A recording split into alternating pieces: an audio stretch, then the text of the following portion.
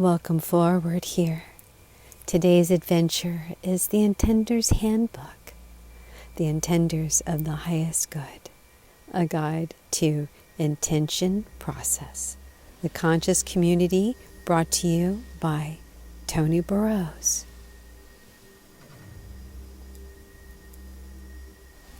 This is the Highest Lighthouse publication there.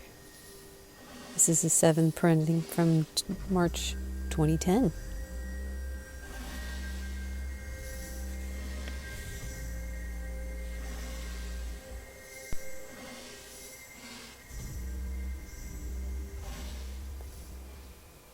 After we've been doing our intentions for a while, we realized how important clarity is. How we use our words, that really does matter. The more exact we become with our words when we make our intentions, the easier it is to manifest exactly what we desire. If we are vague or unclear with our words, the circuit seems to just get jumbled and things don't always work out. Quote, I remember when I learned about clarity last year when I didn't have much money and my old tennis shoes were falling apart. I went to the Sunday Intenders circle and I put an intention into the circle to manifest a new pair of shoes. I didn't have the slightest idea how I was going to get them. I just trusted that they would come to me. Now, I must tell you that I am a bit of a scavenger and I keep my eyes open for treasures all the time. And sure enough, on Tuesday after the circle, we were dropping some rubbish off at the dump, and sitting there on the ledge right beside the chute was an almost brand new pair of fancy running shoes. They weren't just what I wanted, but they were just exactly what I needed. I happily grabbed them, put them in my back seat, but when I got home I tried them on and they didn't fit. They were size 8 and I was a near size 10. I had easily manifested a new pair of shoes, but I neglected to tell the universe I wanted them to fit me. From that day on, I got real clear with all my intentions, and 3 days later, after giving the size 8 away, a buddy of mine gave me a beautiful pair of pump basketball shoes size 10. End of quote from Rob Eastman. So much of our lives have been spent thinking that we can be frivolous without a spoken words. But now we're finding out that it's to our great advantage to be clear and concise about what we desire to manifest. We know that our words are the building blocks of our future. The spoken word is a very important part of what the intenders do. It isn't necessity to speak our intentions out loud, but there are several benefits in doing so. Saying our intentions out loud is making an announcement to the universe. It tells the universe with no uncertainty that this is what we desire to manifest. Our clarity is enhanced by speaking our words boldly to the universe. We also learn more about ourselves when we listen to our own intentions being said aloud. When we say our intentions silently, we tend to skip over items that we might pay more attention to if we were to say them out loud. Our vocabulary has been even started to change as a result of our pursuits of clarity. We have eliminated 5 words that kept us unempowered and no longer serve us at all. In our circles, we've stopped using trying, hoping, wanting, to be, and not. And because they were interfering with the manifestations of our intentions, we eliminated trying because it's a halfway word.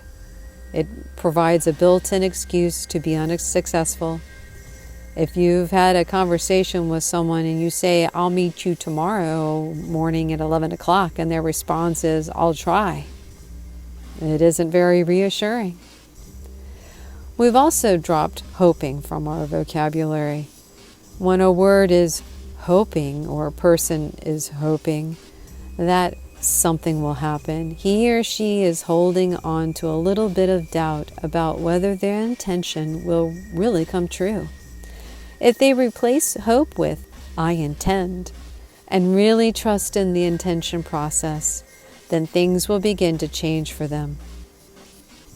They will stop limiting themselves unknowingly. Wanting is another word we refrain from using in our intended circle because it implies that there is a scarcity of things. We looked it up in the dictionary and it said that if we are in a state of wanting, then we are lacking. So instead of saying "I want a new car," we say "I intend that I have a new car." This slight change, though very subtle, has taken scarcity out of the picture and brought us much more closer to our own empowerment. Another phrase we've recently gotten rid of is "to be." In our circles we say "I intend that I am happy," for instance, instead of saying "I intend to be happy." This small but very important change has produced extremely rewarding results for us. It brings everything into the present time as opposed to keeping our desires somewhere off in the future. There's a big difference in intending to be happy and intending that you are happy now.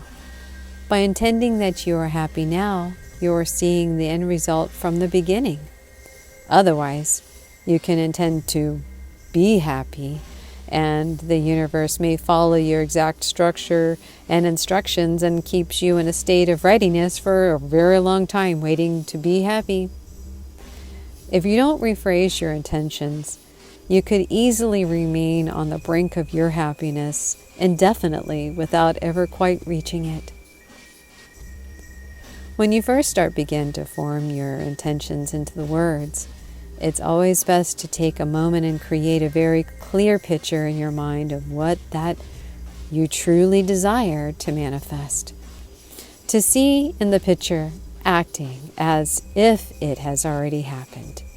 Then you can use the words "I intend that I am," quote unquote, and now you've gotten off into an excellent start with your intention. Sometimes it also helps to imagine that you are working hand in hand with your guides, helpers, or angels from other realms. And these are helpers, well, they're here to go and serve you. They listen closely to your intentions and go scurrying through the far corners of the universe, taking the thoughts and the words that you have provided and then delivering them back to you down here on the earth in the forms and substances that you called third-dimensional experiences. When you state your intentions in the present and envision them as if they are already occurred, you send the clearest possible message out to your helpers. You've made their job a lot easier while optimizing your own potential for bringing your dreams into physical reality. The last word we've eliminated is "not." Our guides told us that our subconscious mind is not able to recognize the word "not," and that things would work much better for us if we put our intentions into the universe in a positive way. For example, instead of saying "I intend that I am not sick anymore," now we just say "I intend that I am always in excellent health." By saying things in a positive way, our entire lives become more positive. We are subtly empowering ourselves to get rid of the negative in our speech, and we're becoming more aware when those around us are unempowered. You can easily tell what's going on in the lives of your friends and your acquaintances by listening to them closely to what they're saying.